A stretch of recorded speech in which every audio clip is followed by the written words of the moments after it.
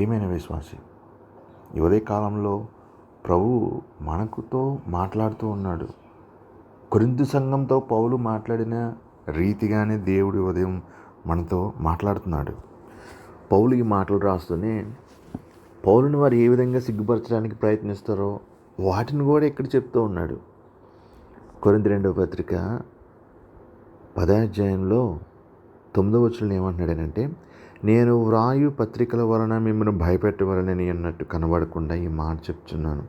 నేను వ్రాసే పత్రికలని వలన మిమ్మల్ని భయపెట్టాలని నేను అనుకోవడం లేదు.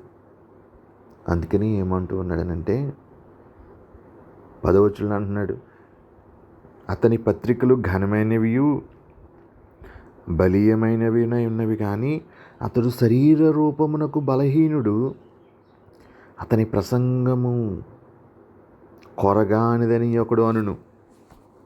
పౌలుని విమర్శకులు ఏ రీతిగా విమర్శిస్తారో వాటిని గురించి ఇక్కడ పౌలు చెప్తూ ఉన్నాడు. ప్రియమైన సంగమా, వాక్య బోధకుడు కష్టపడి పరిచర్య చేసిన సందర్భంలో తాను శ్రమపడుతూ ఉన్నాడు. విమర్శలను కూడా ఎదుర్కొంటూ ఉన్నాడు. ఎదుర్కొనేటప్పుడు ధైర్యంగా మాట్లాడుతూ ఉన్నాడు. ఎలాగ విమర్శిస్తారంట పౌలుని? 10వ వచనంలో అంటున్నాడు, అతని పత్రికలు ఘనమైనవి.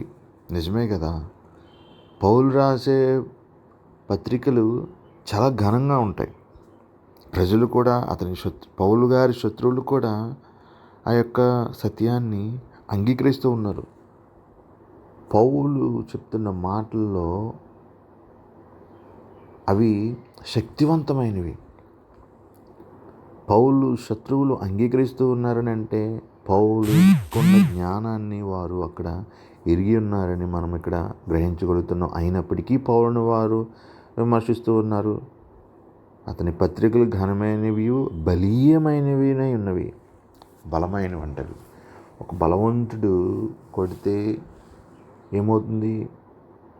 తను సాధించాల్సిన కార్యాన్ని సాధించగలుగుతాడు, యుద్ధాన్ని జయించగలుగుతాడు, పోరాటాన్ని జయించగలుగుతాడు, నిలబడగలుగుతాడు. పౌలు పత్రికలు కూడా అదే రీతిగా ఉన్నాయి. ప్రియమైన సంగమా, ఇంకొక మాట రాస్తున్నాడు, కానీ అతడు శరీర రూపమునకు బలహీనుడు. ఇక్కడ బలహీనుడు అనే పదము వాడబడుతూ ఉంది. పౌలు రాస్తూ ఉన్నాడు. పౌలుని విమర్శకులు ఆ రీతిగా విమర్శిస్తారంట. పౌలు రాసే పత్రికలు ఎంత గొప్పగా ఉన్నా పౌలు శరీర రూపమునకు అతను బలహీనుడిగా ఉన్నాడు. బలహీనుడు అంట. నిజమే కదా, విమర్శకులకి విమర్శించడానికి వాళ్ళకి ఏదైనా వాళ్ళ ఇష్టం. ఇక్కడ వాడబడిన పదం ఏమిటంటే ఆస్తెనెస్ అనే పదం వాడబడింది. ఆస్తెనెస్ అంటే శక్తిహీనమైనది, బలహీనమైనది. ఒక గాజు గ్లాసుని మనము దాన్ని జాగ్రత్తగా పట్టుకోకపోతే అది పడిపోతుంది. పడిపోయినప్పుడు ఏమవుతుంది? అది ముక్కలైపోతుంది. ఇక్కడ వాడబడిన పదానికి కూడా అర్థం అదే. ఆస్తనేయ ప్రియమైన సంగమా, వీక్ అంటే అనారోగ్యమును సూచించడానికి కూడా ఈ పదం వాడబడుతూ ఉంటుంది. బలహీనతను సూచించడానికి కూడా ఈ పదం వాడబడుతూ ఉంటుంది. అలాగే ఇంకేమంటారంట పౌలుని, అతడు శరీర రూపంలోకి బలహీనుడు, అతని ప్రసంగము కొరగానిదని ఒకడు అనను. అతని ప్రసంగము అంటే ఏమిటి? పౌలు మాట్లాడే మాటలు కొరగానిది అని అంటూ ఉన్నాడు. విమర్శకులు ఆ రీతిగా విమర్శిస్తూ ఉన్నారు. అంటే ఇక్కడ వాడబడిన పదము ఏమిటంటే ఎగ్జూతెనెవో అనే పదం వాడబడింది.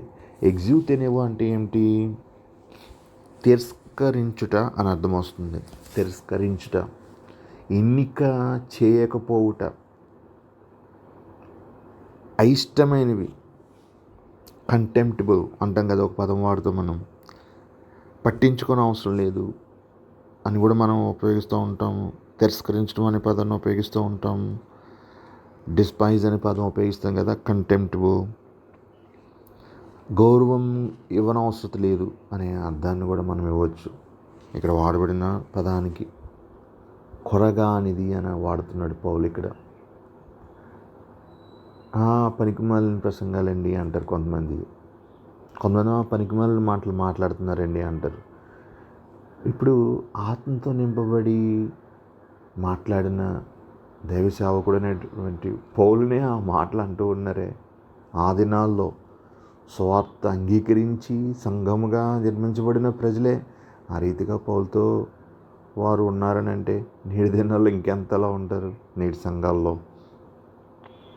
ఇక్కడ మనము గమనిస్తే పౌలు తన విమర్శకులనే మాటలను అక్కడ రాస్తూ ఉన్నాడు. అయితే పౌలు 11వ వచనంలో అంటున్నాడు, మేము ఎదుట లేనప్పుడు, అనగా పత్రికను ఇప్పుడైతే మీకు రాస్తూ ఉన్నాను, మీ ఎదురుగుండా లేను, అయితే పత్రికల ద్వారా మాటల యందు ఎట్టివారమై ఉన్నామో ఎదుట ఉన్నప్పుడు క్రియ యందు అట్టివారమైందమని అట్లా అనుకొనివాడు తలంచుకొనవలెను. నిజమే కదా. నేను మీ దగ్గర లేనప్పుడు నా గురించి మీరేమనుకుంటున్నారు? పత్రికల్లో నా బలాన్ని, నా సామర్థ్యాన్ని నేను కనపరచగలుగుతున్నాను, కానీ శరీర రీతిగా నేను బలహీనని అనుకుంటున్నారు మీరు. కానీ ఎదుట ఉన్నప్పుడు కూడా నా క్రియల యందు నేను అట్టివాడినై ఉన్నాను, మేము అట్టివారమై ఉన్నామని మమ్మల్ని విమర్శించేవారు తలంచుకోవాలి అని పౌలు చెప్తూ ఉన్నాడు కదా. సేవకుడు బలహీనుడై ఉండొచ్చు, కానీ సేవకుడు ద్వారా మాట్లాడే దేవుని స్వరము బలహీనమైనది కాదు, దుర్గములను పడగొట్టజాలంత శక్తి గలది అని పౌలు ఇక్కడ కొరింథీ సంఘానికి తెలియజేస్తూ ఉన్నాడు. అలాగే 12వ వచనంలో అంటున్నాడు, తమ్ముడు తామే మెచ్చుకొని కొందరితో జతపరుచుకున్నట్టుకైనను వారితో సరిచూచుటకైనను మేము తెగింపజాలము, కానీ వారు తమలోనే ఒకరిని బట్టి ఒకరు ఎన్నిక చేసుకుని ఒకరితోనొకరు సరిచూచుకొనుచున్నందున గ్రహింపలేక ఉన్నారు. నిజమే కదా. నేటి దినాల్లో కూడా ఇటువంటి వారిని మనం చూడగలుగుతున్నాం. తమను తామే మెచ్చుకుంటారు, లేకపోతే ఇతరులతో సరిపోల్చుకుంటూ ఉంటారు. ఒక వ్యక్తి పైకి రావాలనంటే ఇంకొక వ్యక్తిని టార్గెట్ చేస్తూ ఉంటాడు.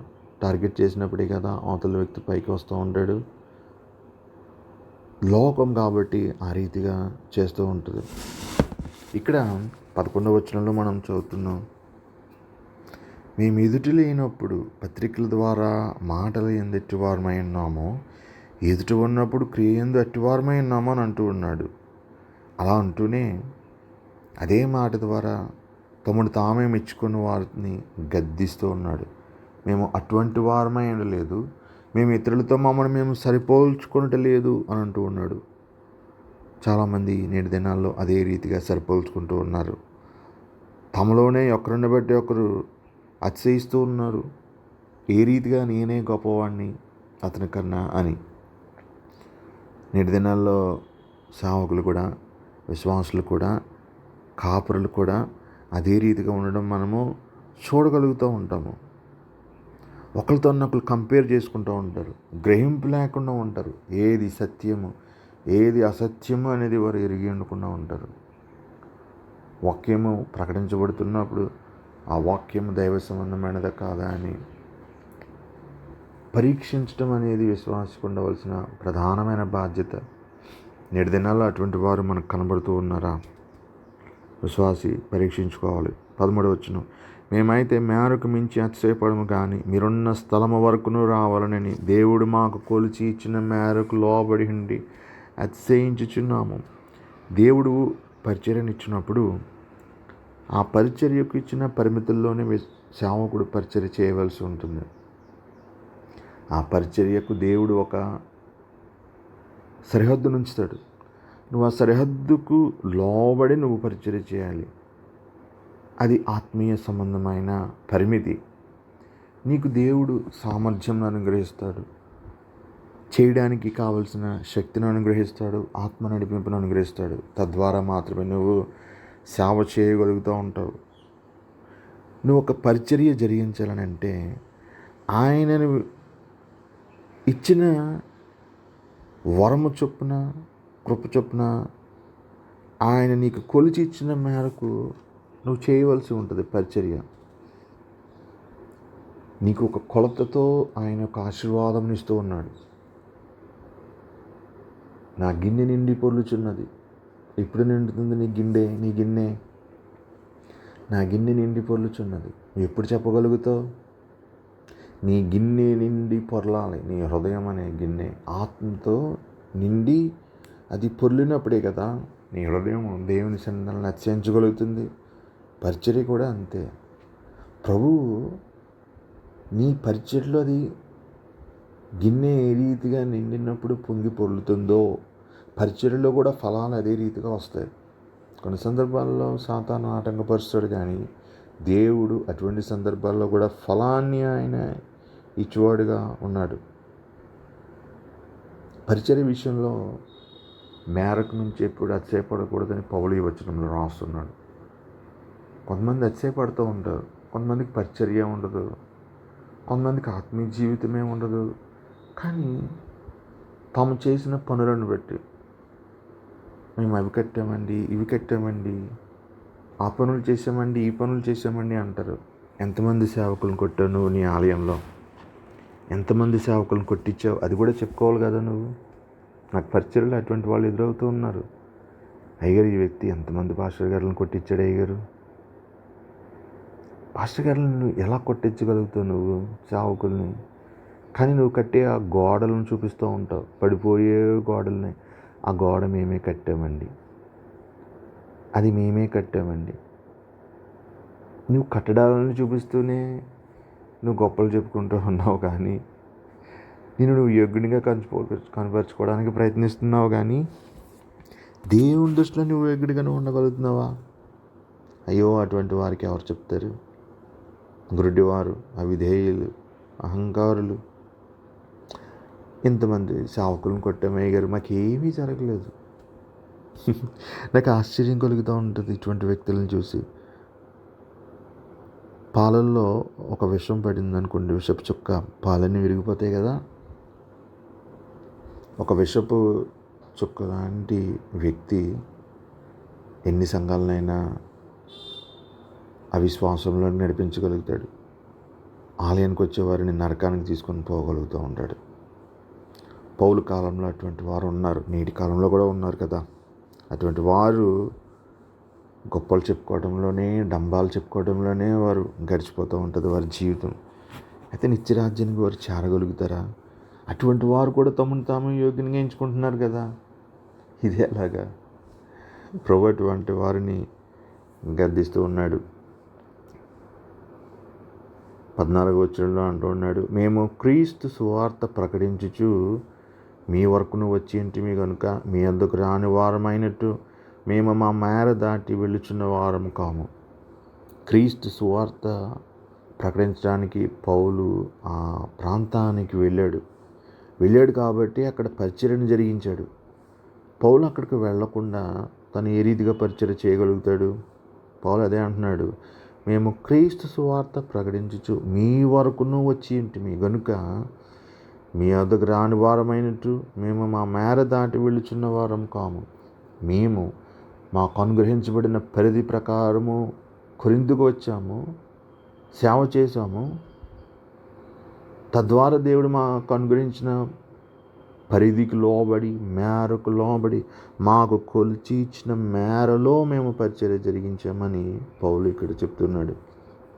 మేము మీ మధ్య పరిచర్య చేశాము, మేరకు మించి మేము అతిశయపడటం లేదు అంటున్నాడు. అందుకే మా మేరకు లోబడి మేము అతిశయిస్తున్నామని అని అంటూ ఉన్నాడు. అందుకనే చాలా మంది నేటి దినాల్లో అతిశయించేవారుగా ఉన్నారు, మేరకు మించి అతిశయించేవారుగా ఉన్నారు.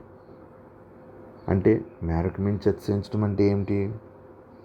తమ పరిధిలోనే ఉండదు అతిశయించేది. పరిధిలో లేకపోయినా మేమే చేసామండి ఇదంతా అంటారు.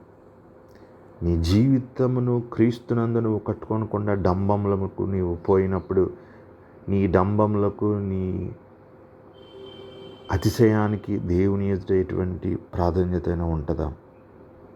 నీ జీవితమును నువ్వు దేవుని సముఖంలో కట్టుకున్నప్పుడే కదా నీవు దేవునికి ఘనుడుగా నువ్వు ఎంచబడేది. ఉదయకాలంలో ప్రభు అటువంటి వారిని గద్దిస్తూ ఉన్నాడు.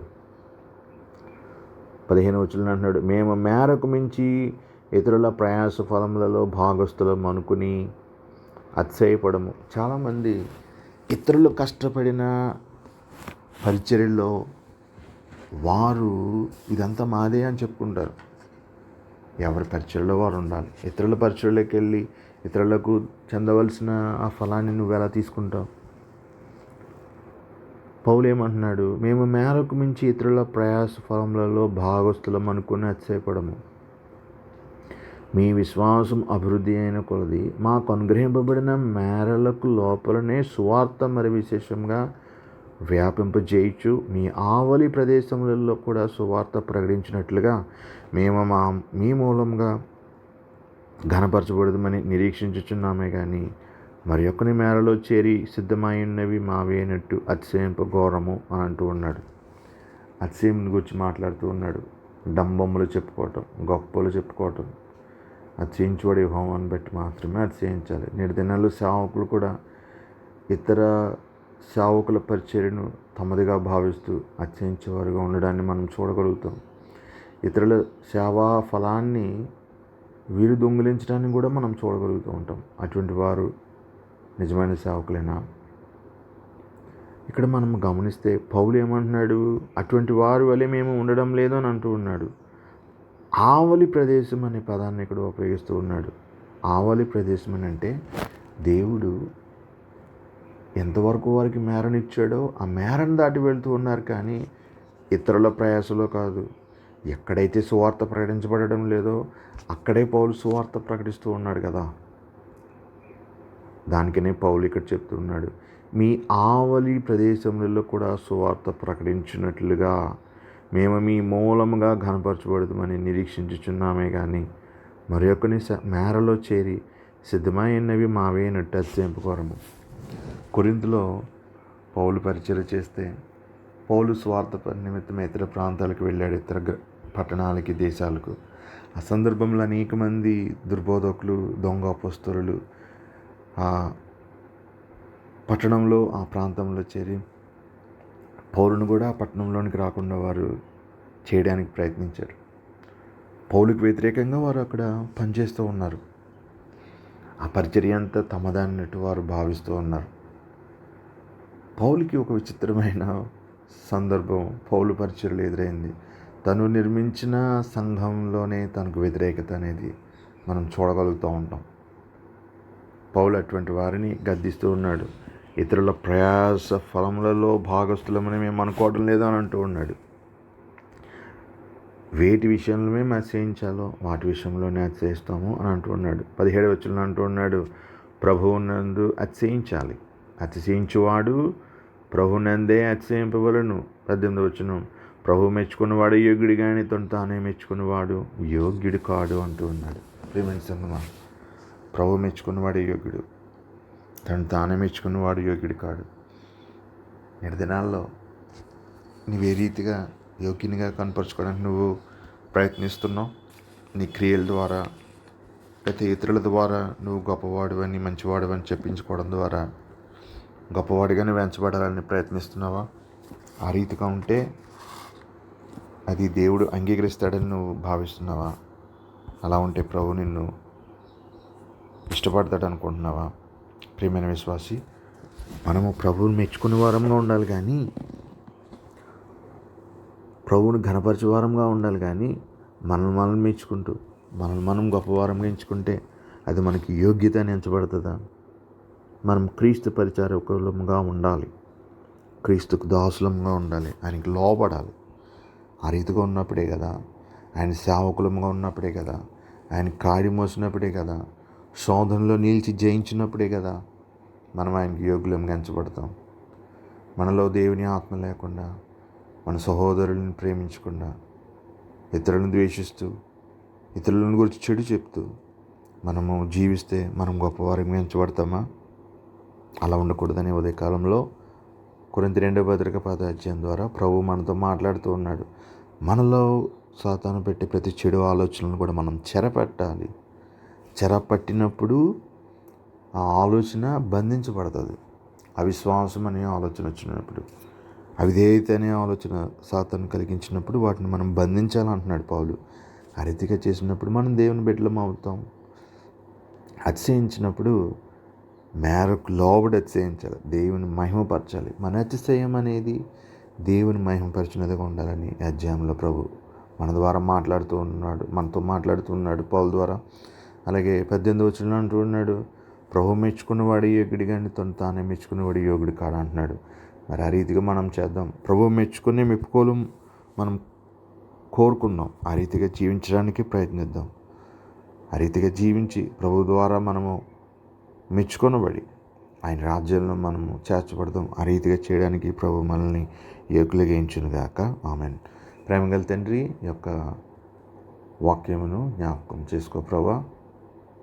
వినవారిని ఆశీర్వదించండి. ఆత్మీయ జ్ఞానంలోనికి వారిని నడిపించండి.